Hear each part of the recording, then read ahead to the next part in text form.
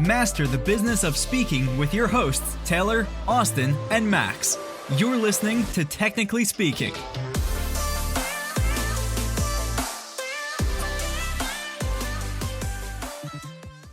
Welcome to another episode of Technically Speaking. On today's episode, we are talking with Meridith Elliot Powell about how to turn uncertainty into your competitive advantage. Now, for those of you who haven't heard of Meridith or met her, she has an incredible background in corporate sales and business development, and she was even voted one of the top 15 business growth experts to watch by Currency Fair. She's an award-winning author, keynote speaker, business strategist, highly decorated, and even worked her way up from an entry-level position to the C-suite table. Needless to say, she's seen it all, uncertainty and not. She's a certified speaking professional and a member of the prestigious Forbes Coaching Council. Meridith, wow. Welcome to the show. Thank you. You made me sound really good. I know. Don't bios do that for us? They're just awesome. It's not that hard to do, though. I mean, you've got a pretty impressive track record. So, Yeah. Well, the title speaks for itself today, turning uncertainty into your competitive advantage. And I think the one thing we can all agree on, ourselves, listeners included, is right now we are in arguably one of the most uncertain times of our lives. And I know you've seen this, we've seen this. There's kind of a spectrum of folks who are taking action and those who are not. And some of us wonder, how can we take this and turn it into our competitive advantage, right? And how can we take uncertainty and make the most out of it? So tell us more about that, Meridith. What are you seeing from your seat about turning uncertainty into a competitive advantage? How do you actually leverage times like these to stand out from the crowd, continue to make money, and be thrilled while we're doing it, even though we're navigating these uncertain times? That's about exactly the question I asked myself 2 years ago. I became obsessed with the word uncertainty 2 years ago, because every business that I would go in, I would ask the question, and you all probably ask this question too. The first question out of our mouths is, tell me how things are going. Now, this is 2018, 2019, so the economy is red hot. But everybody was answering the question the same way. People were saying, oh my gosh, business is great. We're probably set to have our best year on record. But this uncertainty, as if uncertainty always had to be a negative. It always had to be a bad thing. And it just got me thinking, like, what if we flipped the script on that? What if we started to think about uncertainty as a positive? And what if we started to see uncertainty as opportunity? And that kind of put me on a mission 2 years ago to start really studying and learning how to do that. And I found 9 companies that have been in business since the late 1700s, early 1800s, and they're still in business, thriving today. So that means they came through world wars, economic depression, and I didn't realize it at the time that it would be significant, but they survived a pandemic too. And it's from them that I learned a 9-step formula for thriving in uncertainty. And there's a lot that we can do to turn uncertainty into opportunity. Wow. 9 steps that came out. I mean, 1700s, what does a business have to do, Meridith, to stay in business for 300 plus years?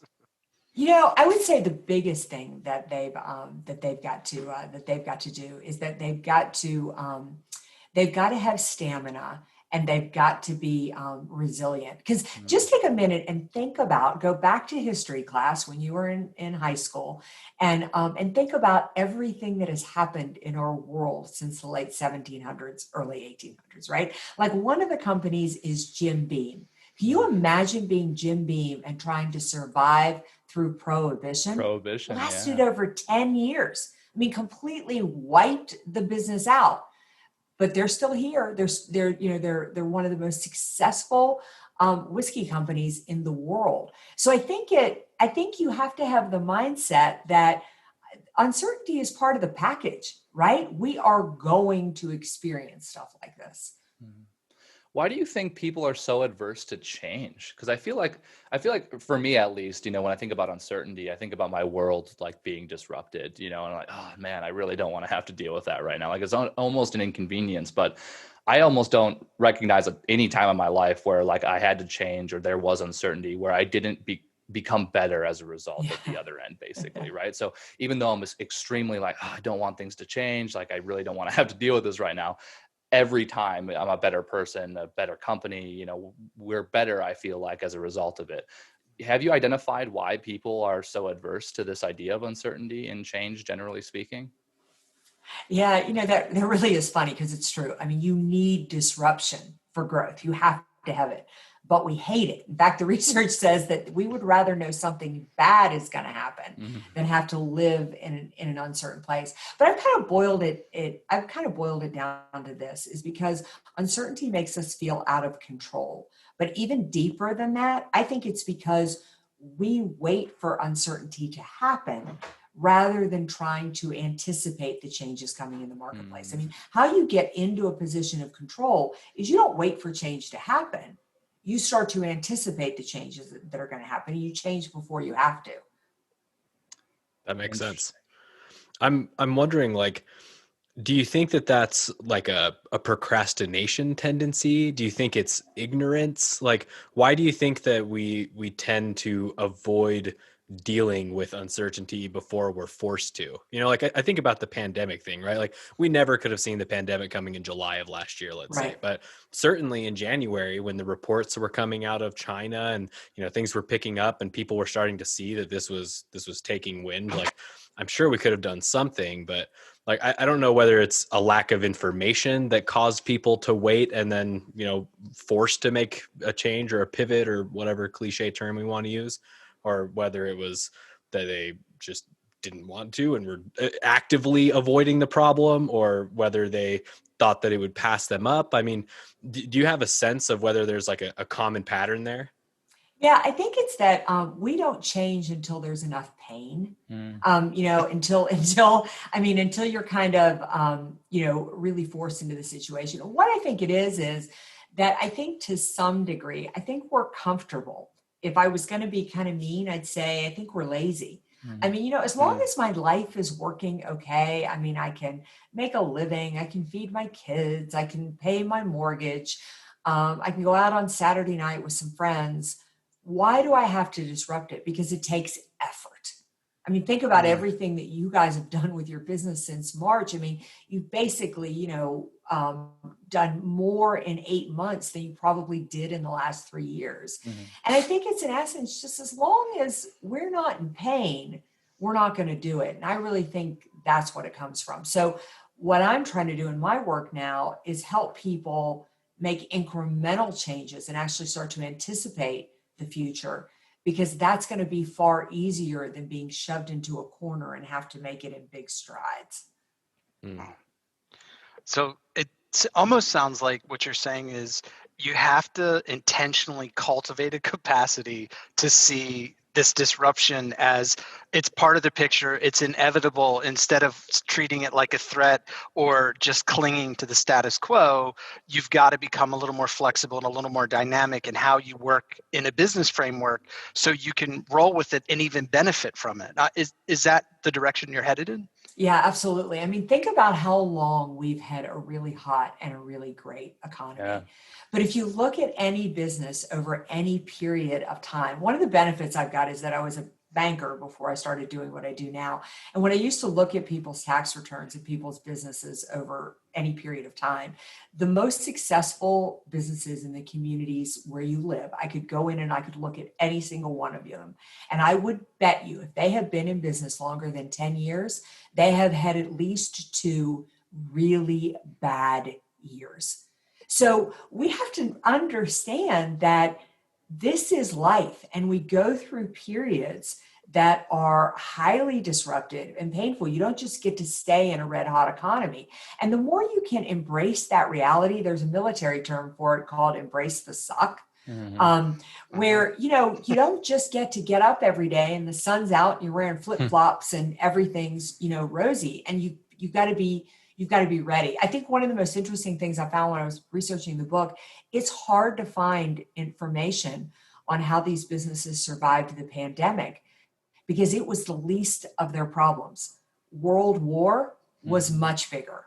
Economic depression was much bigger. I mean, think about a world war. At the beginning of it, these businesses didn't even know if we were going to win, right?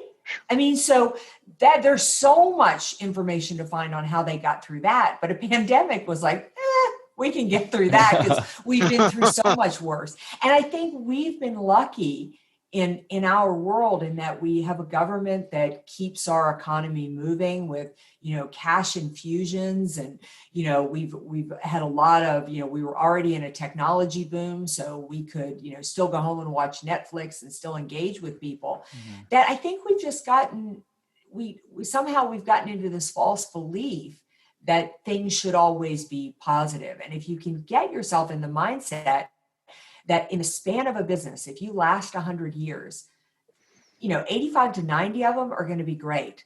Your job is to recognize that 10 aren't and to hang on during those 10. I love that. It's funny that you made me think of this a minute ago when you said that the military term embrace the suck is a thing, right? Totally true. And like an example of that, I feel like is taking cold showers, right? Yeah. And like by taking cold, it's horrible. Nobody enjoys it. But by making that decision and forcing yourself to do something that sucks, when you run into something else that sucks, it's easier to get through it because there's precedent, right? You've made it through. Even if it was a small suck, you still made it through. And it almost makes me wonder if unconsciously the opposite happens to us sometimes too, where things are going so good that we are unconsciously preparing ourselves for things to continue going well, and if we're not actively trying to embrace the suck every chance that it gets, like it makes sense that when something like this would happen, a great majority of people would probably get thrown way off their center of balance just because there's nothing in their life that's prepared them for this. And I know for myself, like I'm pretty young. I certainly didn't live through the last World War. Like most of the wars in my life haven't really even affected me personally that much since they've been across seas and even, other big major challenges. We had the 2008 crisis and that was horrible. It wasn't the Great Depression though. And it's like, I feel like my life has been pretty cushy, and even though this thing historically may not compare to some of the bigger challenges we've faced as humanity, I don't think that I've been prepared enough in even the small ways to face this moderately difficult thing when it came around, and I don't mean to minimize the impact of this by any means, but regardless, we've certainly seen worse throughout history, Yeah. I think one of the biggest places we've seen this show up is in sales. Is that probably the biggest challenge that I've seen across professions has been with salespeople, because we have been in such good markets. And pretty much salespeople didn't have to change. Pretty much you went to a trade show, you engaged with people at a networking event, but money was out there, people were buying. Now, all of a sudden, we're in a hard market. It's not a soft market anymore. It's a hard market. And all of a sudden, people are struggling to make that shift and make that change, because now you really have to sell. Now you really have to go out and cultivate relationships and get business and really be relevant to people, because people are like, I'll spend money, but I only have this much now. And now I need to be more selective about where I need to do it. And it's probably one of the biggest industries where I've seen challenge in, because we've been so programmed in that industry to have it easy. As you're talking, and since it's a topic that's near and dear to all three of our hearts, and we've all literally had direct sales positions. And I just had a conversation today where, and this is frequent, I was talking to someone who's a speaker, and they said, in the 6 years that I've had a business, I have literally never had to pick up the phone. I've always had a stage, and from that stage, I always got spin-off business. And this is the first time that I'm having to look at what's going on and recognize I can't continue to operate the way that I've been operating, or I'm not going to have a business. Things are changing very quickly. So it's reassuring, but also sobering to hear you say, from your vantage point, you're seeing it across the market as a hard market. Can you elaborate a little bit around, obviously there were characteristics of those organizations. You mentioned 9 characteristics. If we translate that into maybe a sales mentality for the salespeople that are out there, for the professionals that have to get in front of people and build those relationships, what do they need to focus on right now? What are the key things that they really need to keep front of mind as they're doing their job these days? Yeah, I'm really glad you asked that because Max, this is my absolute favorite story from the book. It's so first of all, let's dispel a myth. That you shouldn't sell in an uncertain marketplace, that people don't have money and that they're not buying. Total myth. You need to be selling more than you've ever sold before in your lifetime right now, and people are buying. But there's a couple of caveats to that. One of the things that I learned from the book is the fact that in a market like this, you need to sell to your existing customer base first for a couple of reasons. Number one is you need to sell to your existing customer base because they're the people you need to show up first to reach out, to check in, to see how they're doing, because they're going to stay loyal to you, and you need your existing customers to stay loyal to you. So for example, in the speaking business, the first thing I did from March until June is contacted everybody I'd spoken for in the last 2 years. Tell me how things are going. What do you need? Tell me what the challenges you're facing. Tell me what you're focused on, blah, blah, blah. So I let them know I care. What I got from that was I heard their challenges, their opportunities, and how their business is changing. That gave me the gift to know how to be relevant in today's marketplace. See, what I sold after COVID hit versus what I sold before has to change because my customers have changed. Mm-hmm. Now I understand how to be relevant to my existing customers. If I understand how to be relevant to my existing customers, guess what? They have the same problems as my prospects have. But you're not selling because you're not relevant. But I want to tell you this quick story. So I learned this from Procter & Gamble. Now, Procter & Gamble was started in the early 1800s by two brothers who married sisters. One brother sold candles, the other sold soap. They were competing for wax. And their future father-in-law said, boys, what are you doing? Why don't you form a company? And P&G was born. One of their founding principles was that they were going to develop products and services based on talking to their customers. They were going to listen.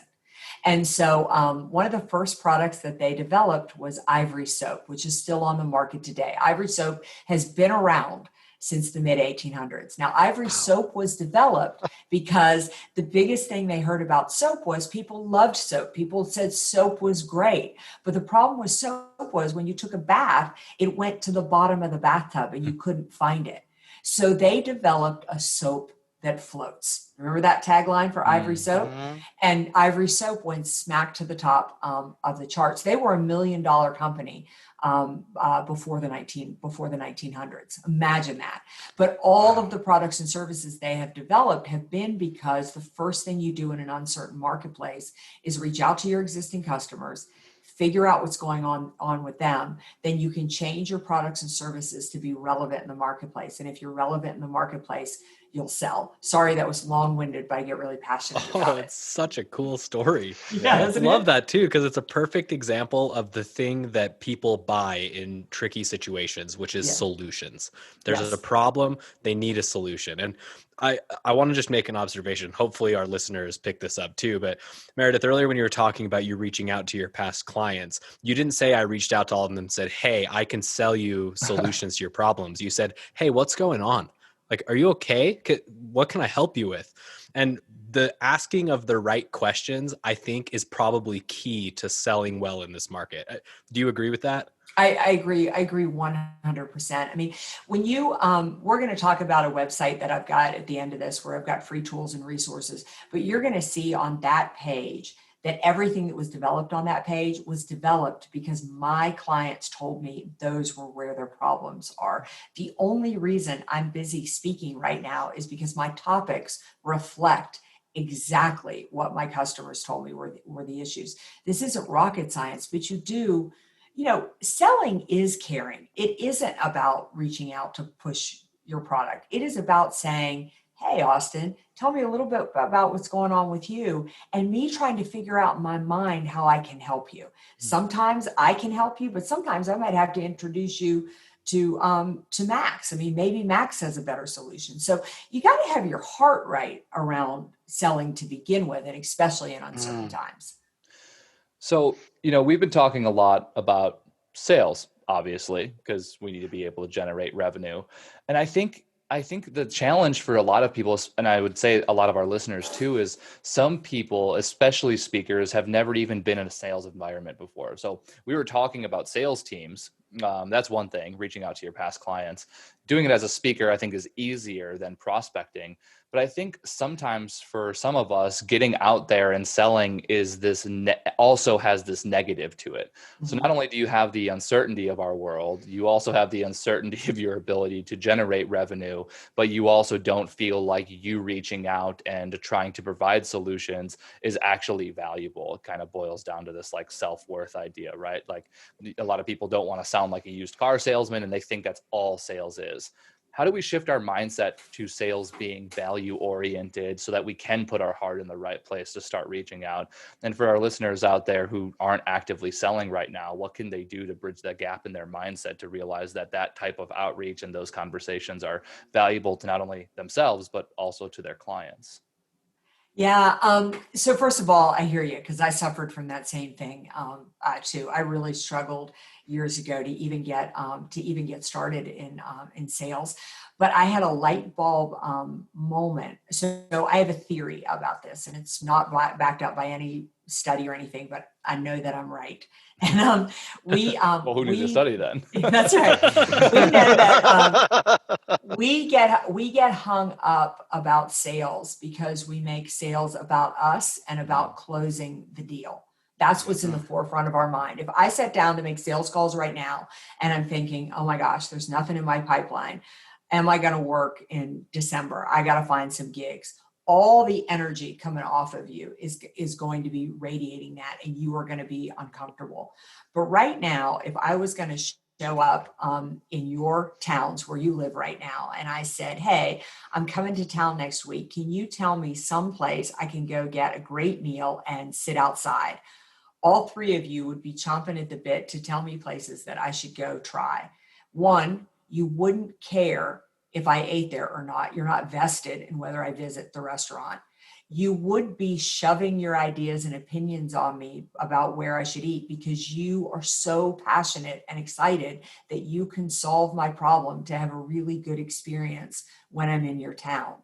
That's the exact same way you need to sell. Let go of thinking about closing. Let go of thinking about don't care whether I take the bait or not. Right. The thing is that, first of all, do you believe in yourself? I mean, it's all I can do not to get on a little soapbox in downtown Asheville, North Carolina, and start screaming about these 9-step formula for thriving in uncertainty, because I know it works in people's businesses. If I can keep my mindset there, then people will buy it. But when we start to think about the close is where we get hung up. Oh, man. No. So for those of you that don't know this, Taylor and I originally met years ago while we were training sales teams. Okay. And we used to call what you're talking about commission breath. But how you fix commission breath is tricky. Like the best advice you can give to somebody, especially if they're not really passionate about what they're selling, like our sales teams were selling stuff in retail stores. Like they weren't stoked about it necessarily. It's like, have the best interest in mind of the person that you're talking to. And I think that's good advice. But the way you just crystallized that for me, talking about this idea of how you evangelize your favorite place to go eat to somebody that's asking, I've never heard that explained more succinctly. That just changed my entire outlook on everything. People that are listening, please take that seriously. That is the best advice that I've heard from anybody all day. So for what that's worth, solid, Meridith. So solid. Well, the truth is we sell all the time, right? Yeah. I mean, we've got spouses we're trying to convince to do things. We've got kids we're trying to eat a vegetable. We've got parents that we're trying to get to give us their car keys so they don't drive down the road anymore at 95. We sell constantly, but we do it because we love and we care about people. And if you want to be good at sales, you've got to love and care about your clients and believe you have the best. I reach out every day, and I can tell you in the bottom of my heart, if you don't buy from me, I don't really care. I believe that enough people will, but my mistake would be in not telling you what I could do to help make your business go to another level.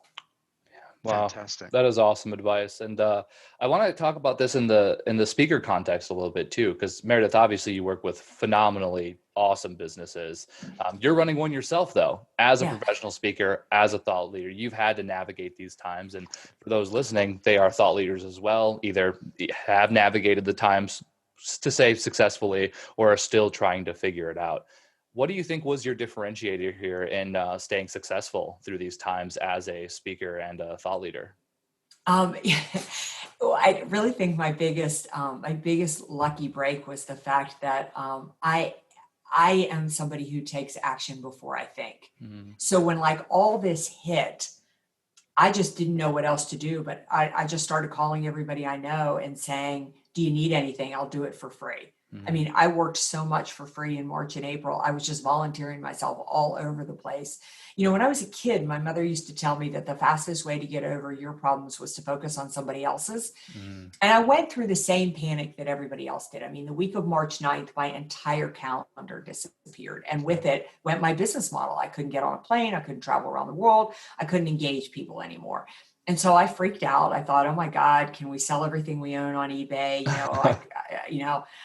Even my life early on was a bartender. I couldn't even go back to doing that. And then I got mad. I turned into a victim, but then I immediately went into action and I was like, okay, I just got to call people. I just got to figure out, I'm just going to volunteer.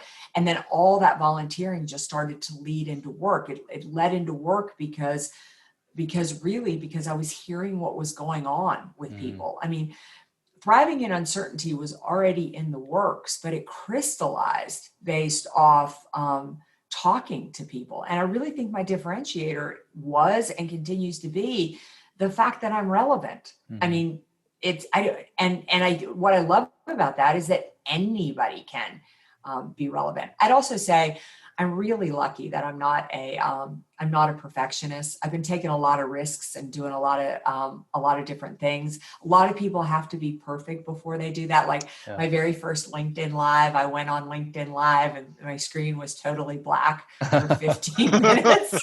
Hey, it's all about iteration. and I don't care. I mean, so that's not the first time I've fallen on my face and made an idiot out of myself.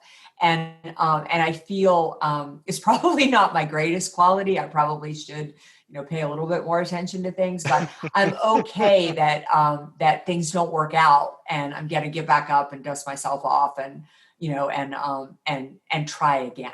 But I really had the mindset that I was supposed to be of help right now. And that's what was driving me. Yeah. And, and that just gave me the path out.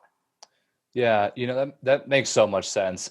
You said something that kind of piqued my interest though, is you started working for free, basically March and April, just to try and get under the hood and figure out how you could help. And that gave you a lot of relevancy. You heard from your clients, you were able to solve their problems, and then you were able to bring those solutions as paid offerings on the other side of, let's say, April, May through where we are now. I find that some people have a really hard time drawing the distinction of when things should be free and when things should not be free. At what point did you say between, after March and April, where you're like, yeah, you know what, money needs to come through the door? Sometimes that happens out of, need, but I'm wondering if there was any defining moment for you where you figured out where their solutions or their problems were and you were confident in, making those sales. What was that defining moment for you? Yeah. The thought that I have around that is that you don't show up when the house is on fire and offer to sell the homeowner water, right? And March and Yeah. and March and April, it went till about April 15th. Businesses even that had money, they didn't know what they were doing. Yep. And bringing in a speaker and doing something was just not at the top. They were trying to figure out, could they get a loan? What's business going to look like now? Even the ones that were so busy were just trying to figure out, we got to get the technology so that we can send our workers home. And then eventually you start to see that calm down. And it's when that starts to calm down that you make the move. You know, in 2004, my husband's dental office got flooded out, and we live in the mountains of North Carolina, so it was a weird thing that it got flooded out, right? But it came after a second hurricane had hit the coast, and a tornado came up here. And every single day when we were down there digging out with the other 75 businesses in that area, I mean, mud up to our knees, and picking up pictures of the kids, and I mean, just your whole life's right there, right? Well, this insurance agent would show up every day at noon with sandwiches and water in the back of a pickup truck. And for 2 weeks, he came every day at noon and gave us water and gave us lunch. And then within a month, maybe 2 months from then, he turned around and he came in to sit down and talk to us about insurance. And pretty much, I think every single business moved over to him. What speakers need to realize, and it's not too late, it doesn't matter if you didn't do it in March, the first thing you have to do is show up. You have to show up. But you got to have a gut and an understanding as to when is the right time to go in. And so it wasn't really, I could just start to feel, because I'm so attuned. It's not like I was, some kind of genius. I'm just paying attention and listening to the conversation. And you could feel the mood change, that people were like, okay, we're going to get our loan. Now this is going to be here. We're going to figure out how to do it. Everybody's at home. You could just feel the mood start to change. But here's the beauty, Taylor, was when the mood changed, I wasn't trying to sell the stuff that I'd been selling in 2019. Sure. Now I had a relevant product that was matching their pain point, that when they were ready to buy, and I had showed up and invested in them, that it was natural for them to start to want to turn around and help me. Wow. And that's how it's done, folks. So to sum up this title, Turning Uncertainty into Competitive Advantage, it sounds like a few things need to happen. We need to show up, we need to provide solutions, and we need to stay relevant. Absolutely. Do we land that? Yes, we landed that. I mean, it's just simple, but it's not easy, because you got to have the courage to do it, and don't look for instant gratification, because it's not coming. Love that. Well, thank you for the reminder, Meridith. And, as you know, we're all about creating value for our audience. What are some of the things you're working on right now that our listeners can benefit from? Yeah. So the book on the 9-step formula is coming out right after the first of the year. It'll be out in January. It's called Thrive, Turning Uncertainty to Competitive Advantage. But as I shared just a little bit ago, I've got 2 really cool things that I think would be of value for all your listeners. The best part is they are totally free. Very and cool. The first is if you go to my website, valuespeaker.com, just the word valuespeaker.com. At the top, you'll find a purple bar called Emerge Successful, and that's where you'll find all these tools and resources, a lot of things that we've talked about on this show, as well as you'll find my quiz, the Thrive Indicator. You can figure out where you fall on the scale of success, and we've got a few answers for you of what you can do to get out of your own way. Perfect. Well, you heard it, folks. We will put those links right in the show notes. Meridith, thanks so much for being on the show. It has been awesome to have you. Thank you. It's been great being here. I've really, really enjoyed it. Yeah, absolutely. And for all you listeners, don't forget to subscribe to the show. And if you want more awesome resources like this, don't forget to go to speakerflow.com/resources. Thank you so much for chiming in. I just wanted to take a second to thank our sponsor, Auxbus. Auxbus is the all-in-one suite of tools you need to run your podcast. And it's actually what we run here at SpeakerFlow for Technically Speaking. It makes planning podcasts simple. It makes recording podcasts simple. It even makes publishing podcasts to the masses simple. And quite honestly, Technically Speaking wouldn't be up as soon as it is without Auxbus. Thank you so much, Auxbus. And if you are interested in checking Auxbus out, whether you're starting a podcast or you have one currently, get our special offer, auxbus.com/speakerflow, or click the link below in our show notes. Thanks for tuning in today. Check the show notes for more info and see you next time. Later.